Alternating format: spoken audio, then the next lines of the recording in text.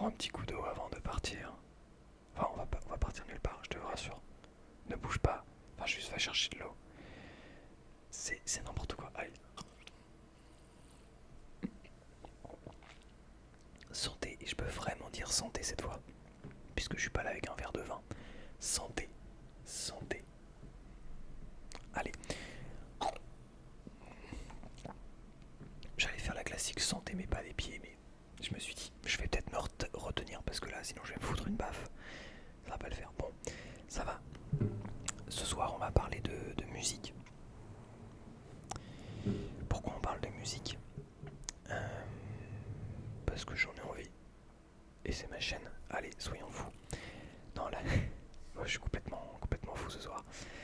Je vous propose de parler de musique parce que je suis moi-même étudiant en musique, non pas en musicologie. Attention, je suis étudiant dans un établissement supérieur pour devenir musicien, interprète. Donc j'ai à la fin un diplôme décerné par l'État, comme quoi j'ai un niveau licence d'interprète. Et voilà, c'est tout. Donc l'idée, parce que en fait, bon, pour vous dire la vérité, je fais quelques lives, j'ai fait 2 lives pour l'instant sur YouTube.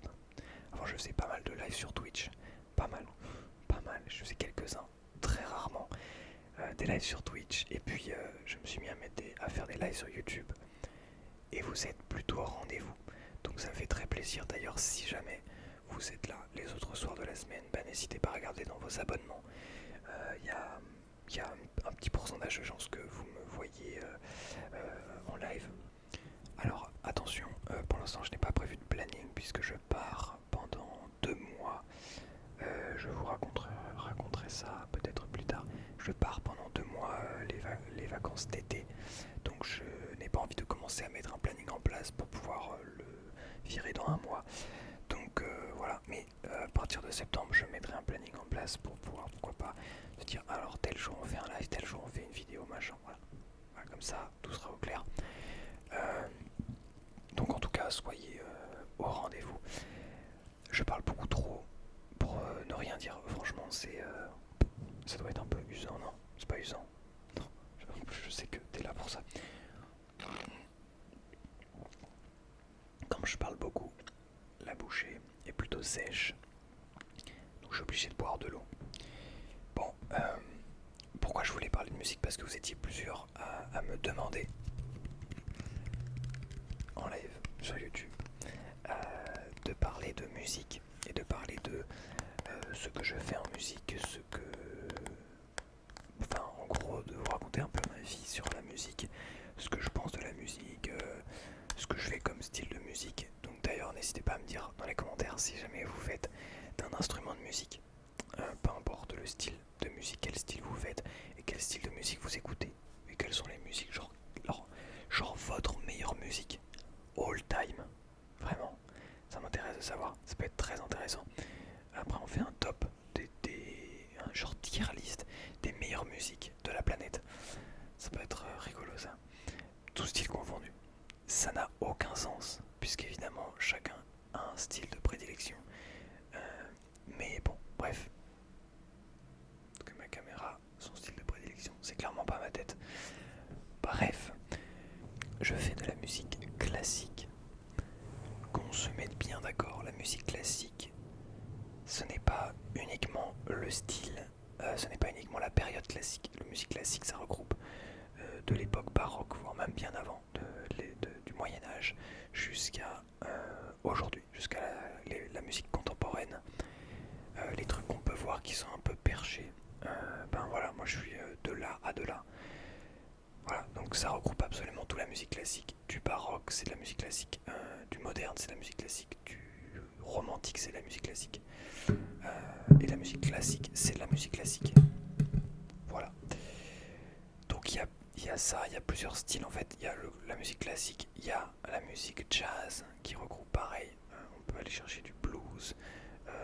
Et j'ai pas d'autres exemples, j'ai pas envie de dire de bêtises, mais je crois qu'il y a quand même pas mal de variantes du jazz. Mais c'est un style de musique, le jazz, et il y a la musique actuelle, qui sont donc 3 styles différents euh, qui sont pratiqués dans les conservatoires, les écoles de musique, etc. Chaque conservatoire décide de s'il veut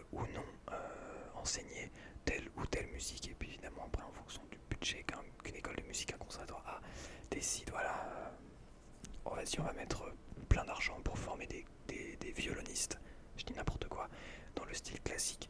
Notre objectif c'est d'avoir les meilleurs violonistes de France, et ben on va tout mettre pour avoir les meilleurs professeurs de musique classique en violon, donc on va mettre des gros postes, etc. etc. Voilà dans l'idée, voilà dans le gros du truc. Euh, Maintenant, personnellement, je suis dans un établissement donc où mon objectif c'est d'être musicien professionnel. Pour vous expliquer un petit peu, pour faire un petit peu je sais que tout le monde ne connaît pas les études de la musique, ce qui est tout à fait normal. C'est pas du tout, c'est pas mainstream. En gros, quand on va faire de la musique à niveau pro, euh, généralement, qu'on veuille faire de la musique à niveau pro ou amateur, on passe par un conservatoire ou une école de musique. La moto qui passe, désolé. Donc, donc soit conservatoire, soit école de musique.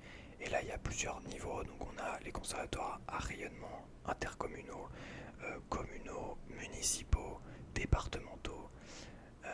Bref, tous les conservatoires en fonction de s'ils font partie d'un groupement de communes, ou s'ils sont vraiment un conservatoire d'une commune ou un conservatoire municipal. Bref, il y a plein de sigles, hein, plein d'acronymes. Et si on voit CR, ICRM, CR machin, c'est conservatoire à rayonnement. En gros, c'est ça. Et c'est un conservatoire où on enseigne de la musique.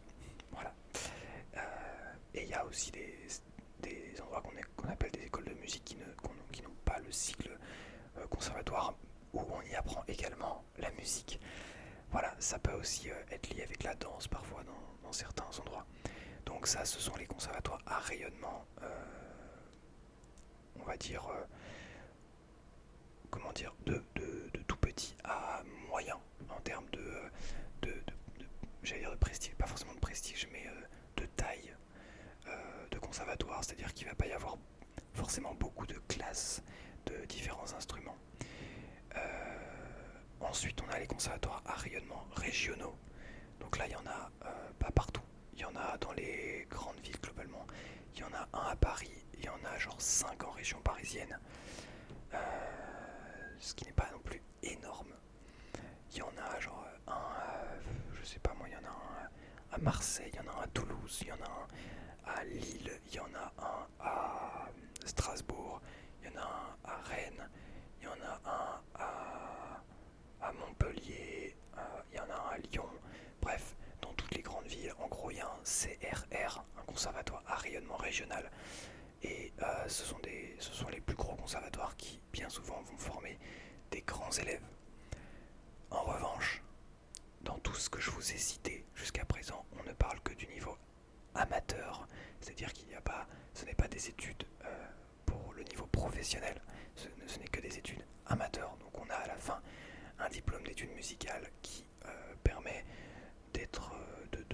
d'attester quand même qu'on a un très bon niveau, qu'on a fait 3 cycles dans un conservatoire et qu'on a aussi des cycles de formation musicale, de musique de chant, de machin, de trucs.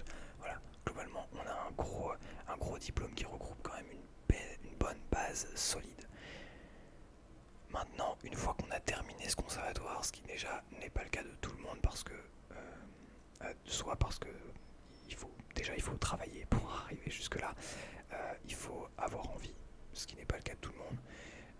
Donc ça demande des sacrifices dans le sens où si on a d'autres activités, on a envie de faire autre chose de notre vie que la musique, on va pas aller jusqu'au bout, ce qui est le cas de beaucoup de personnes. Voilà. Donc en tout cas, ça vous donne un peu un ordre d'idée. Après, et c'est là où ça devient intéressant, c'est que si on a envie de continuer et qu'on a envie de devenir musicien professionnel, il y a depuis genre presque 300 ans le conservatoire national qui s'appelle aujourd'hui CNSM, le Conservatoire national supérieur de musique et de danse de Paris, qui a été pendant des petites centaines d'années, genre de plus de 200 ans en tout cas. Avant c'était l'école royale de musique, en gros, sous Louis XVI, peut-être même sous Louis XIV il me semble. Bref, ça a été, je crois, un moment à Versailles, puis ensuite ça a été dans le centre de Paris, ensuite ça a été là où est l'actuel CRR de Paris, rue de Madrid dans le centre de Paris, et maintenant c'est un bâtiment qui se trouve au parc de la Villette, qui est juste en face de la Philharmonie, à côté du Zénith de Paris. Voilà, c'est un bâtiment, mais c'est surtout une institution centenaire, enfin c'est quand même une très grosse institution, qui est aujourd'hui la troisième plus grande école de musique dans l'enseignement supérieur au monde. Voilà, donc c'est une des plus grandes écoles au monde. Des grands compositeurs qui sont passés par là. Vous avez Claude Debussy par exemple, Maurice Ravel qui sont passés par là, Poulenc qui est passé par là il me semble. Enfin bref, des très très grands noms de compositeurs depuis un paquet d'années. Voilà, donc ça c'est pour le grand conservatoire. Depuis à peu près 1980, ils ont créé 90, 80, 81, 82 je crois, un truc comme ça. Ils ont créé un deuxième pôle. En gros, il y avait le pôle conservatoire national à Paris. Ils ont créé un deuxième pôle conservatoire national à Lyon, qui sont désormais, du coup, depuis 40 ans maintenant, les deux seuls conservatoires nationaux qui existent en France, qui permettent d'aller avoir un diplôme d'études pour être musicien professionnel, d'avoir un diplôme d'état pour pouvoir enseigner la musique dans les conservatoires que j'ai cités plus tôt. Voilà, un petit peu. Et donc c'est basé sur ces deux conservatoires, et à partir de ces deux conservatoires, il y a eu plein d'écoles, notamment des pôles supérieurs, des pôles d'enseignement supérieur qui permettent, dont je fais partie d'un pôle supérieur en France, qui permettent de, comment dire, de laisser des chances à tout le monde, parce que, et c'est là où c'est très intéressant, c'est que ces conservatoires, pourquoi ils ont ouvert tous ces pôles? Parce que ces conservatoires sont très très très très sélectifs, parce que ça appartient à l'État, enfin c'est financé par l'État, et donc l'enseignement là-bas est gratuit plus ou moins, ou très peu cher en tout cas, comme l'université, ce qui fait que il faut bien une sélection pour rentrer, et si la sélection ne se fait pas par l'argent, elle se fait par le niveau. Ça veut dire que pour rentrer dans cet établissement, il faut avoir un niveau monstrueux. Pourquoi? Parce que, je vous donne un exemple, dans l'instrument que je fais, cette année, il n'y avait qu'une seule place pour rentrer. Nous étions 13 candidats. 15, 14, je sais plus exactement, bref, entre 13 et 15 candidats, et avec une seule place. Donc moi j'ai terminé en liste d'attente, deuxième en liste d'attente, donc j'étais troisième, mais il n'y avait qu'une seule place. Donc ça vous donne un ordre d'idée, et on parle que de mon instrument, qui est un instrument très niche. En tout cas, voilà, ça vous donne un ordre d'idée. Il y a un concours par classe, parce qu'il y a des classes très limitées, parce qu'il y a beaucoup de classes, et les classes sont d'un niveau très élevé, et donc ils sont obligés d'y émettre une limite de place et une limite d'âge et une limite de tentatives. On a le droit qu'à 3 tentatives max. L'âge pour notre classe à nous c'est 24 ans. Mais si par exemple on veut rentrer au conservatoire national en violon ou en piano, je crois que c'est 21 ans. Si je dis pas de bêtises, ou 22 ans, mais je crois que c'est 21 ans. Les limites d'âge sont pas les mêmes à Lyon. Bref, voilà. En gros, un petit peu, vous avez le contexte. Moi, je suis donc dans un pôle d'enseignement supérieur et j'essaye de rentrer au Conservatoire national à Paris, ce qui demande beaucoup de travail et beaucoup de discipline. Voilà.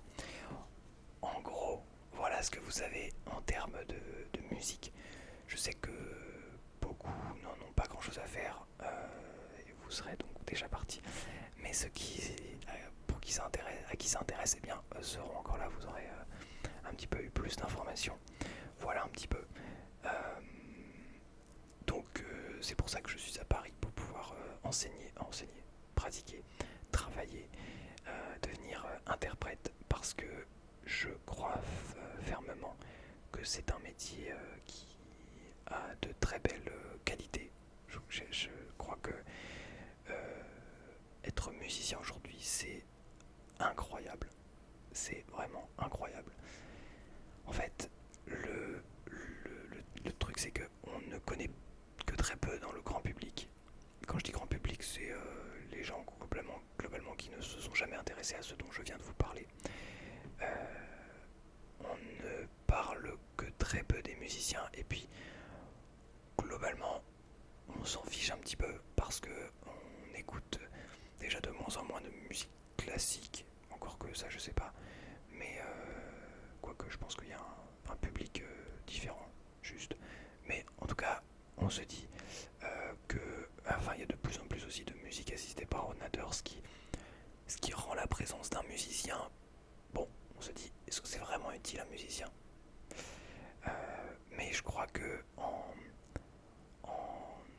étant dans ce milieu-là, en rencontrant énormément de musiciens, de professeurs, de personnes passionnées, il y a un monde qu'on ne connaît tellement pas et pour lequel on ne se rend tellement compte de rien. C'est incroyable. Pour vous donner un exemple, ce matin, j'étais en cours, donc toujours dans cet établissement, j'ai pris un cours où on a parlé de, je sais pas trop comment vous le vulgariser pour que vous compreniez exactement, mais en gros on parle des bases un peu plus. Enfin, en gros on a un cours où comme moi globalement en théorie je suis plutôt naze. Et je suis pas le seul là-bas à être plutôt naze, et ben on a des cours de théorie qui nous permettent à tous et toutes de revenir sur le même niveau et de faire des cours d'analyse qui vont hyper vite. Bref, donc on matraque les bases pour que ce soit des automatismes. Et donc j'ai compris aujourd'hui pourquoi, enfin, qu'est-ce qui faisait la différence entre des compositeurs dont on ne se souvient pas du nom et des compositeurs comme Bach, Mozart, Beethoven, qui sont des compositeurs que vous devez connaître probablement le nom, ou en tout cas vous avez forcément déjà entendu parler, enfin entendu une de leurs musiques, alors que c'est des musiciens qui sont décédés, des compositeurs et des musiciens qui sont décédés il y a un paquet d'années. Et en fait, on a chanté et on a étudié un choral de Jean-Sébastien Bach, qui est, en gros, il a composé, je crois, plus de 350 chorales, qui sont comment dire, simplement des petites pièces, genre vraiment de 2-3 lignes max, 4 lignes grand max, avec 4 voix qu'on peut chanter avec une voix, je crois soprano, alto, ténor, basse, 4 voix de chanteurs-chanteuses. Et donc on a chanté ça, étudié ça. Et en fait, il y a plein de petites subtilités qui font que aujourd'hui, quand on écoute de la musique et qu'on connaît ces choses-là, on se rend compte à quel point la musique qu'on écoute, la musique dite pop, populaire qu'on écoute, c'est de la musique très pauvre, dans le sens, c'est pas péjoratif, mais très pauvre harmoniquement, mélodiquement. C'est très pauvre parce que ça fait appel à des jeux, à des accords hyper simples. En gros, globalement, vous avez une suite d'accords premier degré, quatrième degré, cinquième degré, premier degré. Si vous faites un peu de musique, vous allez très vite, vous allez comprendre, sinon vous n'allez rien comprendre. Mais en gros, c'est des suites d'accords qui sont toujours les mêmes, juste on change la tonalité de base, on change la mélodie, et voilà. Et ça, c'est la musique dite populaire, minimaliste, qu'on entend aujourd'hui, et que tous les chanteurs-chanteuses aujourd'hui reprennent. Et quand on étudie et qu'on va un petit peu plus loin harmoniquement que ces bases, un peu plus loin en termes de solfège, de formation musicale, et ben en fait on se dit, on comprend exactement d'où ça vient, et on comprend que ces bases là, en fait Jean-Sébastien Bach, Mozart les utilisait dans leur composition. ces suites d'accords. Ils utilisaient dans leur composition, sauf qu'ils allaient, en fait, ils prenaient des accords pour aller dans d'autres tonalités. En fait, ils permettaient, il y a des ponts qui peuvent être faits, et ces gens-là, il y a 250 ans, 300 ans, étaient capables de voir ça et de composer avec ça. C'est ce qui fait qu'aujourd'hui encore, si on écoute un choral de Bach, ça sonne incroyablement bien, parce que on a l'impression que y a toujours ce petit truc en plus qui fait que on se dit oui, ok, il va aller vers cette direction, et en fait non, il prend complètement une autre branche, et tout ça pour aller là, puis ensuite aller là, et puis terminer là où finalement on pensait qu'il allait terminer au début, mais en fait, bon an mal an, il se trouve que il termine là, mais notre oreille et notre cerveau est complètement perdu harmoniquement, et surtout, et c'est ça qui fait le charme. Bref, je pars loin, mais je trouve ça incroyable. L'idée n'est pas de vous faire un cours théorique aujourd'hui, mais voilà, de parler un petit peu de tout ça. Et c'est pour ça que demain, par exemple, j'ai mon récital de fin d'année qui est un examen. J'en ai parlé dans la dernière vidéo, c'est marrant. Qui est en gros, c'est un examen ouvert au public. Donc, lors laquelle vous regardez cette vidéo, je l'ai fait depuis 3 semaines. Mais c'est pour ça que demain, je joue une pièce de Bach, justement. Je joue une partie de la première suite pour violoncelle, qui est de la musique magnifique, incroyable. Vraiment, c'est trop bien écrit. Et encore aujourd'hui, enfin, c'est incroyable.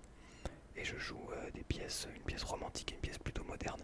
Mais voilà, en gros, pour vous expliquer un petit peu tout ça, le monde dans lequel je suis. Donc je fais, je les ai pas ici mes instruments, j'essaie là-bas, mais flemme de les prendre. Si j'en ai un qui est là, mais flemme de les prendre là maintenant. Mais en gros, je fais de l'euphonium et du saxhorn, qui sont des petits tubas. C'est très difficile à le décrire à des non initiés, mais en gros, ce sont des. On dit qu'on fait du petit tuba parce euh, il y a bien souvent, c'est bien souvent, les classes sont séparées en deux. Ça fait quelques années, mais les classes sont séparées en deux. Les gros tubas basse et contrebasse, qui sont énormes, vraiment les très gros tubas. Quand vous voyez un tuba dans un orchestre qui est assez gros, souvent c'est du basse ou du contrebasse, et du gros tuba. Et moi je suis plutôt expert du petit tuba, qui est, comme son nom l'indique, un peu plus petit, mais qui reste du tuba, donc qui reste un cuivre grave de l'orchestre. Voilà, et donc j'évolue dans ce milieu du cuivre, de la famille des cuivres, qui se complète avec le trombone, la trompette, le cor, et j'en oublie un autre. Non, j'en oublie pas un autre. Trompette, trombone, cor, tuba, euphonium, saxhorn, voilà. En gros, c'est ça. Toute cette famille des cuivres. Et voilà, que vous dire de plus. C'est un instrument incroyable qui demande beaucoup de qualités diverses et variées. Ça demande beaucoup de souffle, ça demande surtout une très bonne maîtrise de son air, de son souffle, de la façon de créer un son qui est de faire vibrer les lèvres. Quoi que vous verrez, quoi que vous entendrez, il y a toujours quelque part quelque chose qui doit vibrer pour créer un son dans un instrument avant. En gros, si vous regardez, j'en sais rien, tous les cuivres, c'est avec ça. Il faut faire comme si on faisait. Je vais pas le faire là parce que ça fait du bruit, mais en gros, l'idée étant de créer une vibration avec les lèvres qui va s'amplifier grâce à l'instrument qu'on joue, que ce soit du cor, de la trompette, du tuba, du trombone à coulisses, c'est la même chose. C'est une façon de faire, de créer le son. Et quand par exemple on chante, qui est un instrument aussi, le chant, eh bien c'est les cordes vocales qui viennent vibrer. C'est quand on fait sortir la voix, il y a une façon de faire vibrer les cordes vocales. Quand on parle normalement, les cordes vocales vibrent, c'est ce qui crée le son. Et quand on façon de les faire vibrer. Bref, donc ça cumule beaucoup de choses. Cet instrument que je trouve merveilleux. Je n'ai pas forcément d'exemple là tout de suite. Si vous avez vu mes précédentes vidéos où je fais de mes instruments, j'ai deux instruments, saxhorn et un euphonium, et bien vous pouvez vous régaler sur ces vidéos. Voilà, c'est un bonheur. Il faudrait que j'essaie de faire un projet.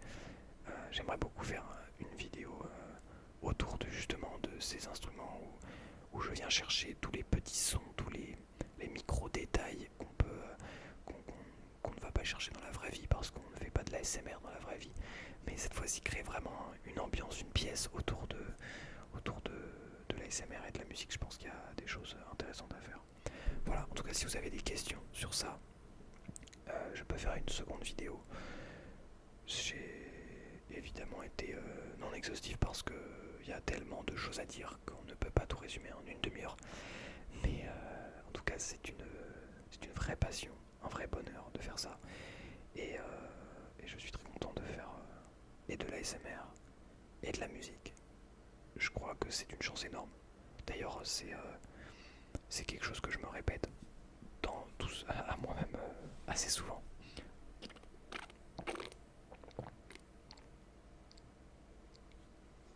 Force de parler. Je me le répète, je pense quasiment quotidiennement de la chance que j'ai de pouvoir faire ces deux passions, de pouvoir faire vraiment ces deux passions. Avec le sport, je prends le temps de faire du sport et d'avoir une bonne hygiène de vie. Et en fait, c'est juste la vie rêvée pour moi. Pouvoir à la fois créer du contenu, même si j'aimerais être dans des meilleures conditions pour vous créer du contenu encore meilleur. Mais ça viendra un jour. Pouvoir faire de la musique, travailler l'instrument. En fait, c'est un bonheur de travailler l'instrument. En fait, pour vous je sais pas si vous connaissez peut-être pas trop ce milieu, mais en gros, ayant du coup préparé le concours du Conservatoire national et de l'école dans laquelle je suis, c'est un concours d'entrée aussi. Et bien, ça demande énormément de temps, d'heures de travail qui peuvent largement se quantifier. Généralement, on dit que, après ça dépend des gens, mais généralement, il faut compter entre 5 et 8 heures de travail quotidien, tous les jours, 7 jours sur 7 pour une préparation. Comme ça, alors oui, il y a des jours où il faut évidemment faire des pauses, voilà, c'est une hygiène de vie, mais globalement, c'est à peu près à ce niveau-là qu'on arrive à quantifier un travail, même si c'est pas toujours très précis, mais ça demande beaucoup de travail pour être capable de maîtriser à la perfection notre instrument principal qui est notre corps et notre esprit, qui est quand même la base de approximativement 100% de notre vie. Et puis l'instrument que l'on tient, donc soit pour moi le phonium et le saxhorn, ça peut être le hautbois, ça peut être la clarinette, la flûte, je pense aux instruments avant, mais toute la famille des cordes, guitare, violoncelle, contrebasse, alto, les claviers, piano, orgue, clavecin, en fait n'importe quel instrument. Évidemment, je n'ai pas cité tout l'instrument, je ne vais pas citer tous les instruments. N'importe quel instrument, ça demande énormément d'heures. Et c'est tout à fait comparable. Et ça, c'est le dernier point sur lequel je voulais parler parce que. Et puis après, je vais arrêter cette vidéo qui est déjà très longue. Le dernier point pour moi, c'est que j'entends des fois des gens dire en gros, la musique, c'est un peu comme un athlète pro. J'entends déjà des gens certains parfois disent ça, ce qui est déjà un bon début. Mais ce qui montre quand même que